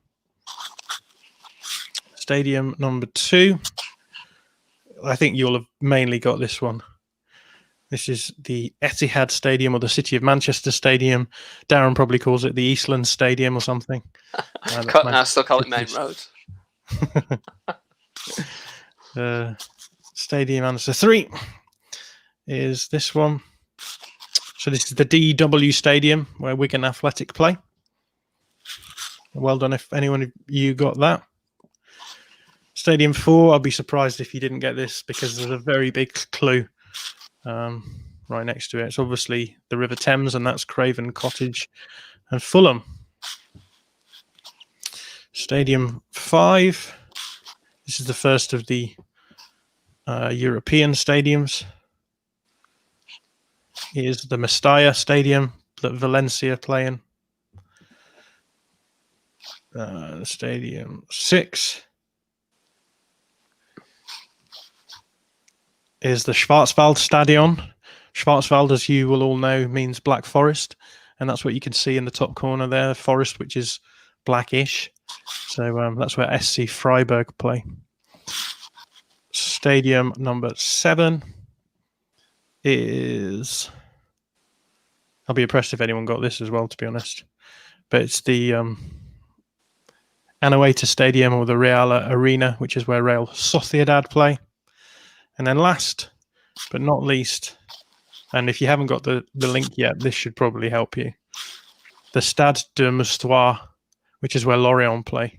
So I'm guessing people will have got the link. Does anyone get the link? Did you get the link? Me? Yeah, I got the link. Yeah. Andrew Booth says he put crossbar. We'll give you that, Andrew. That's fair. You can have that as a point. The link is that these are all stadiums that were played at by players that we signed in this transfer window this summer. Yep. So Wolves, we technically signed Helder Costa. Yeah, James Middleton's got it on summer signings. Wolves, Helder Costa. What were the others? The Etihad is Jack Harrison. The Wigan Stadium is Joffy. The Fulham is where we signed Cody Drame. These are some of them are quite tricky. But then Valencia is obviously Rodrigo, Robin Koch from Freiburg, Llorente from Sociedad, and your large French child, Ilan Meslier.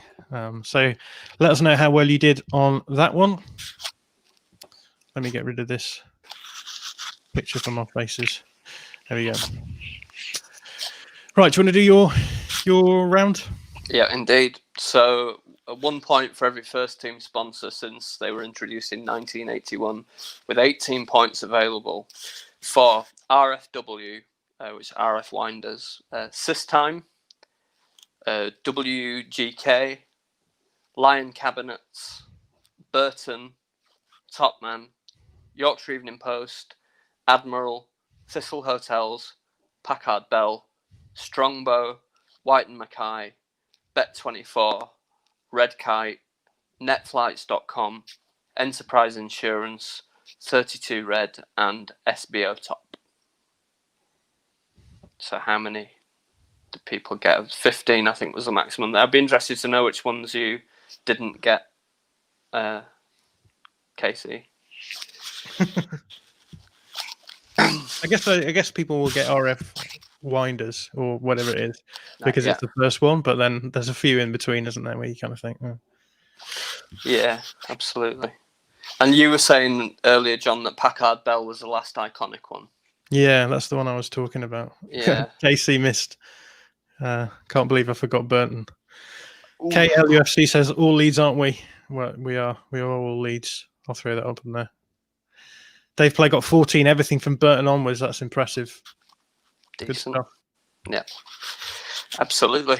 Okay, so let's move on to the next one. So how many times did the lineup of Spray, Carini, Cooper, Charlton, Hunter, Lorimer, Bremner, Giles, Gray, Clark and Jones play together? And the answer to this question is once, against Mansfield Town in the FA Cup on the 7th of February 1970.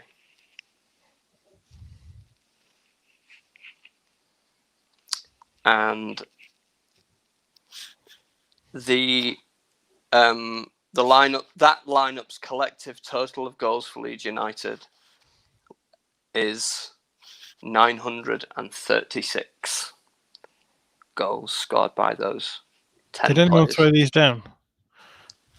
No, I don't think anyone did. Did anyone get close to 936? You'll have Tom Woodhead in here complaining about your quiz. Oh. I've also got the people who let's have a look at the question. I have to work out which question it was now. So of the right, this is going to take me ages. That's good. Of the people who sent in the responses, so we've got 903, 700, 400, 421. 421, I think is what was the answer? 900. 936. 936. I think weirdly, I think that 421 is going to be the closest one. Andy Grady put 903. Okay. So he's not on my list, so I'll let him have that.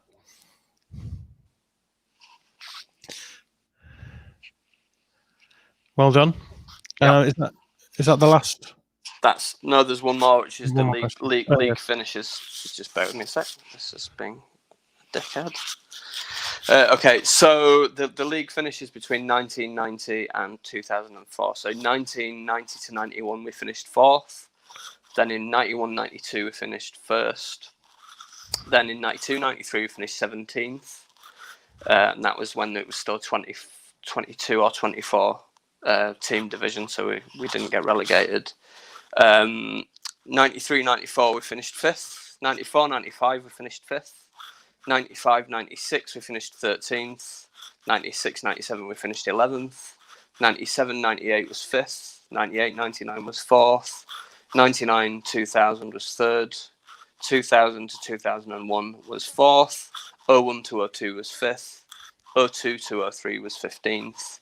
And 03 to 04 was 19th. I should get you reading the classified football results, mate. Yeah. I mean, I've definitely got a face for radio and and a voice for something quiet. So, how do people do in that round?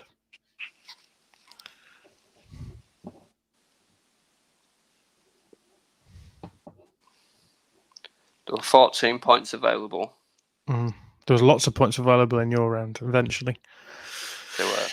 Right, I'm conscious of time running on, so I'm going to go on to the managerial debut starting 11. So let's go through this one by one. So this was the first one. That's in fact the Gary Monk team. Let me find the correct answers. I don't want to get this wrong. I fact checked this rigorously. So player number 1, Dave Diagaraga. Number 2, have you seen the answers to this? You've seen the answers. I've seen the answers. Yeah. This is Matt Grimes, now one of the best centre midfielders in the Championship, but we're not allowed to say that. And then number 3 is Sol Bamba, and the opposition for Monk's opening game was QPR, and we lost 3-0, I believe. We did. So well done to anyone who got that. This team is, I don't want to get this wrong. I've got a feeling this is Heckingbottom. Yeah. So that's Paul Heckingbottom's team. And number 1 is Pierre-Michel Lasogga. Number 2 is Eunan O'Kane. And number 3 is everyone's favourite left back, Lawrence de Bock. And the team that this side faced was Sheffield United. So well done if you got that. Team number 3. And this one is Steve Evans' side, I think. A side that most of us will probably want to forget. Yep. Player number 1, Antonucci. Player number 2, Luke Murphy.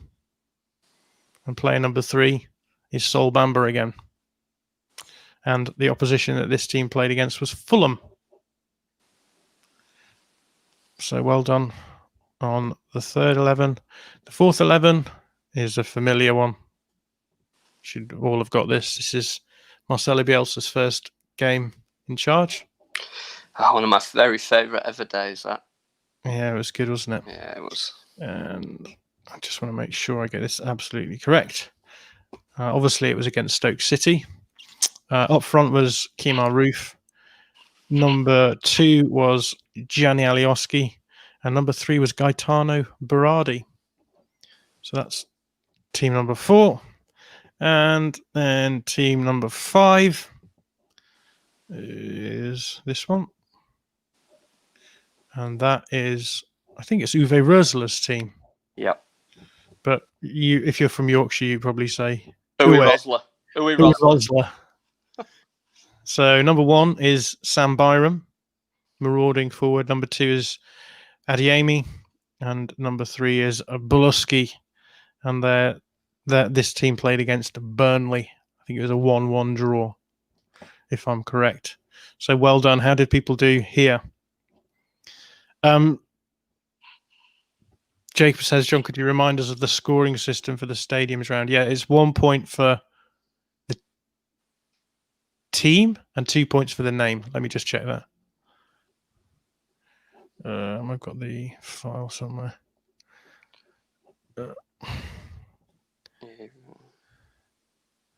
So you get 1 point for naming the team who play there, and 2 points for giving us the official name of the stadium. And if you got the link between them, that's a further 3 points. So well done for that.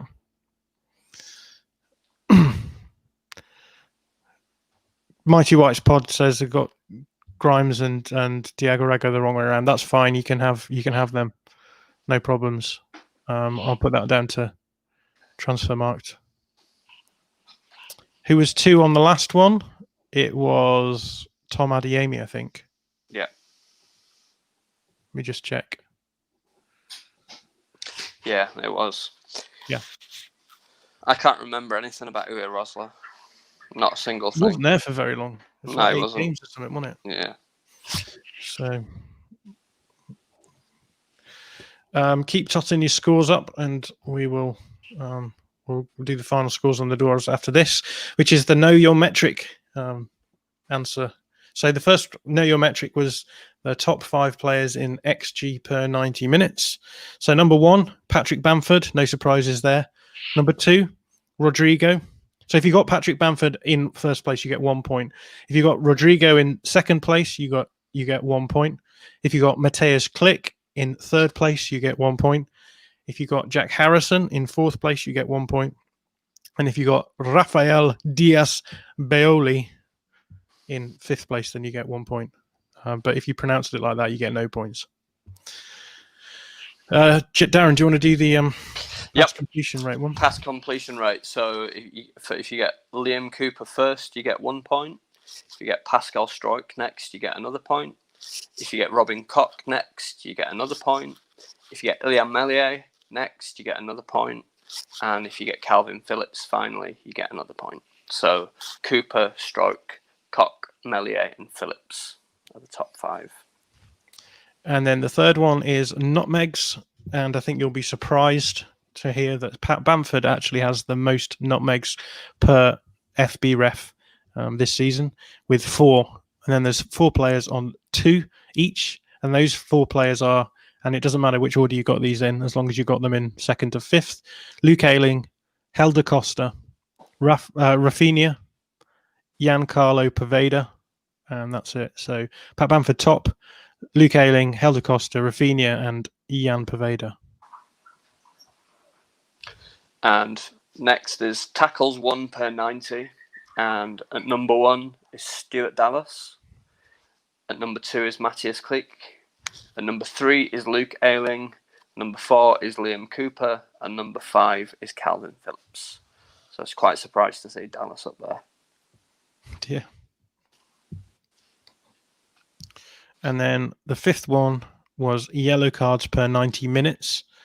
And you'll be not surprised to learn that Matthias Klick has the highest number of yellow cards versus.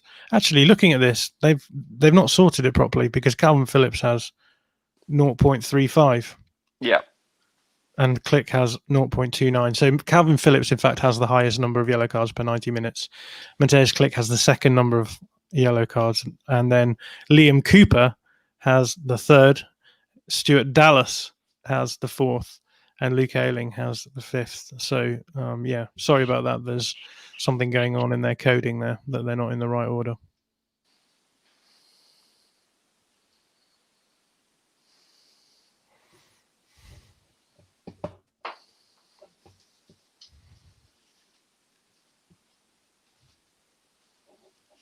A question about Llorente getting booked in. This is where we find out that their sorting statistics are all wrong. Let me just have a look.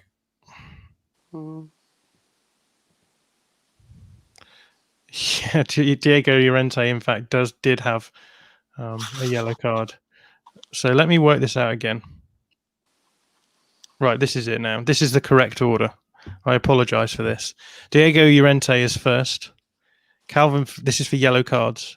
Calvin Phillips is second. Matthias Klick is third. Liam Cooper is fourth. And Rafinha is fifth. So Diego Llorente, Calvin Phillips, Matthias Klick, Liam Cooper, and Rafinha. Thank you for pointing that one out. I did move some based on minutes played, but in this case, we'll leave Llorente in, unless anyone has a particular problem with that. So there we are. I think that's the end of the quiz. I hope you guys enjoyed it. Do spend a couple of minutes working out your scores and dunk them in the chat, and I will then shift you across to the Google form and just check to see if the person who claims to have won actually did win. In which case, we will send the prize over to you. Mighty Whites podcast, you are very welcome to have the point. We'll do both forms of scoring. So if you didn't have your Llorente top, that's fine. If you did, that's also fine. Dave Player says 38 points. That's a good showing. Declan Gray says, did Pablo not have 2 megs on Sunday? No, he had one. The second one, he didn't get to the ball, so Right. It doesn't count, does it? If you don't pick it up the other side. Yeah, got to retain possession with a meg.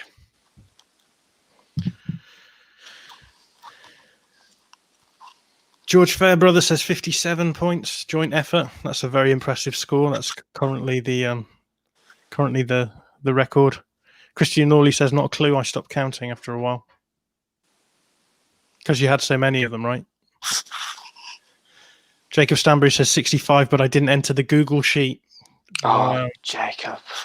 Mighty Whites podcast 67. That's Jack Robshaw, I think. So that's the current highest score. It's only got higher than 67. Bridgie says, I've no idea how many points I had. Did okay on Darren's round, but awful at the rest. That must be a sign that you're also very old, like Darren. I'm not that much older than you, am I? Well, this is a conversation for another time, Darren. I'm just going to go in and check the responses for Jack.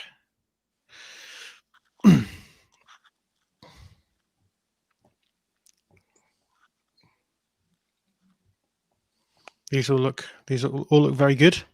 Did well on the Leicester City back three.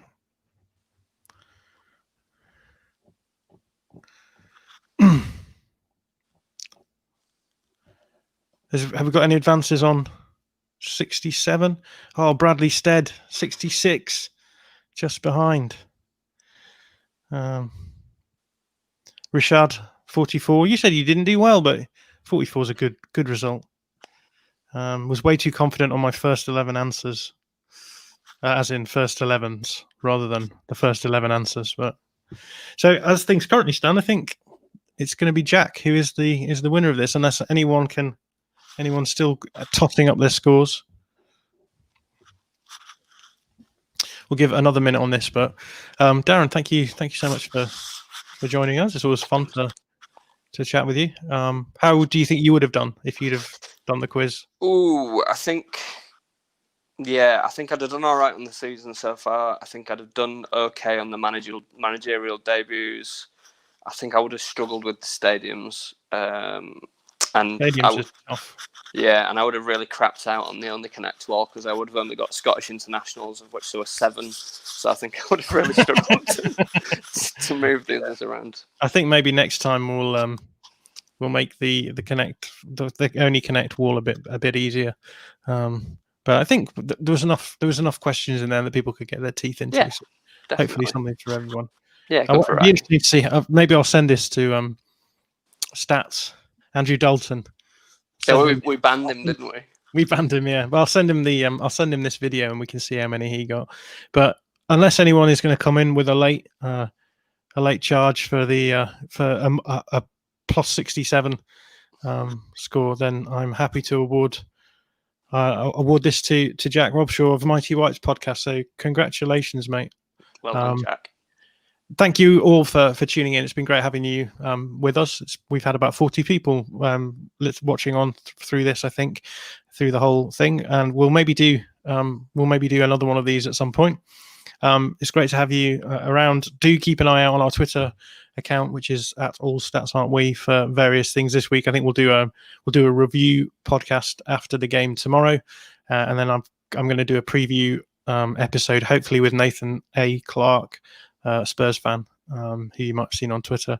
So that's where we'll be getting back up to speed, and the first video analysis will be up after the Spurs game as well. So thank you so much for joining us, and we will see you again soon enough. Thanks, guys.